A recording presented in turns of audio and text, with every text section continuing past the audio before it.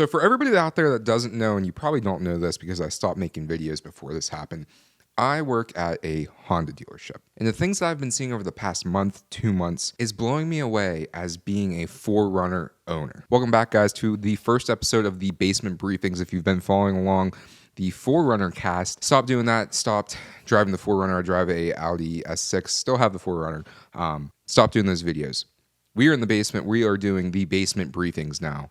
And this is the very first episode. So as you know, the new generation 4Runner has come out. The long-awaited successor to the 5th generation that ran from 2010 to 2025. Now, there were some minor tweaks here and there. The facelift, what was that, around 2013, 14? The 4Runner has been pretty much the same thing since its inception. It is an off-road capable, off-road oriented, adventure-stricken machine for people that want to go out and want to have fun, want to have adventures, want to go off-roading, want to go camping, hiking, fishing, all that kind of stuff. 4Runner, yeah, right? The last generation has been using the same V6 and the same transmission for the entire generation of the 5th generation. And Toyota has shifted its mindset across the whole range of vehicles that it's producing. And I am seeing firsthand what is happening to the population of 4Runner owners. Now, about three-ish months ago, the brand new 2026 Passport started rolling out. And if you don't remember, the Passport was one of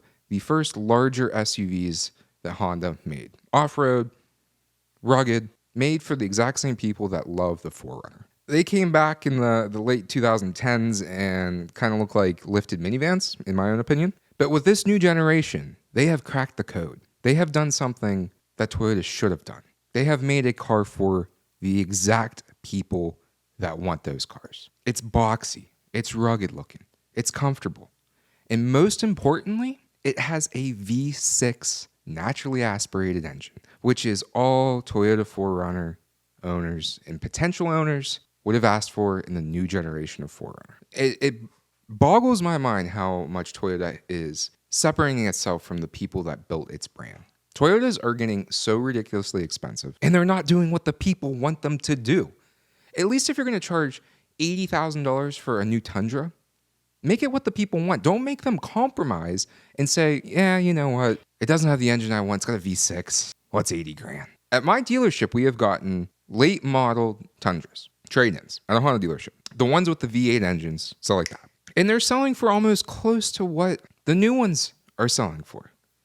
But the people are finding them. They're looking for them because it's what they want. They want a naturally aspirated, strong, bulletproof motor. And those motors in the Tundras are known to go over 1 million miles. Multiple examples going over 1 million miles.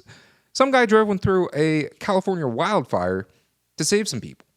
And I actually got to see that truck at SEMA, which was really cool. And Toyota did the right thing and gave him another one. But what is showing me that these thoughts are correct, in the last month alone, we have taken in multiple 4Runners on trade.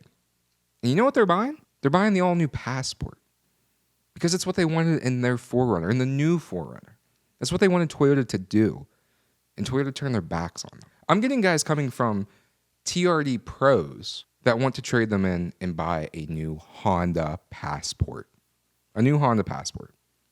And here's the thing. They look sweet. They look great. When we got our first one at the dealership, it didn't take me long to go grab the keys and take it for a little spin around the parking lot.